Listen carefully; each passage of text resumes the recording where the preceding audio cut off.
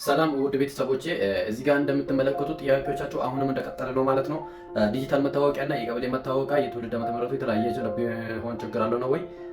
አዎ፣ የትውልድ ቦታና የእድሜ ልዩነት ካለው ችግር አለው። ነገር ግን ለፓስፖርት ስትጠቀሙ ከሁለቱ አንዱ ነው። ከዚህ በኋላ በተለይ ከሰኔ አንድ በኋላ ዲጂታል መታወቂያችሁ ነው ማለት ነው ለፓስፖርት መጠቀም ያለባችሁ። የሚጠቀመው በህጉም ስለሆነ እንደዛ ስለሆነ አሁን እስከዚህ በኋላ ዲጂታልን ነው የምትጠቀሙ። ዲጂታልና የልደት ካርዳችሁ መመሳሰሉን ብቻ አረጋግጡ። ከዛ በኋላ ይሰራል ማለት ነው። ቀጠሮ ለመያዝ በውስጥ ያገኙ።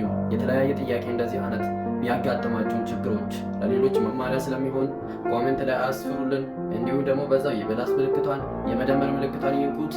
ከታች ደግሞ ፋይቨራት ላይ ማድረግ እንዳትረሱ። እንዲሁም ሼር ምልክቷን ንካና ወደ ውስጥ ገብታችሁ ኮፒ ሊንክ አድርጉ። የምትወዱኝ 50 ጊዜ ማትወዱኝ ቢያንስ 10 ጊዜ ኮፒ ሊንክ አድርጉ፣ ቲክቶክ ለሌሎች እንዲያደርስልኝ። እንዲሁም ደግሞ አካውንቴን ተመቶብኛል ስለሆነ እንዲቀሳቀስ እባካችሁ በደንብ ኮፒ ሊንክ ሼር አድርጉልኝ። ማታ ላይቭ ላይ እንገናኝ። ከዚህ በኋላ ቅዳሜና እሑድ ማታ ከ1 ሰዓት ጀምሮ ላይቭ ላይ እንገናኛለን። ጥያቄያችሁን እንዲሁም ደግሞ ፎሎ እናደራርጋለን። ስለዚህ ጥያቄ ይዛችሁ ቅረቡ፣ በዛ ፎሎ ታገኛላችሁ ማለት ነው።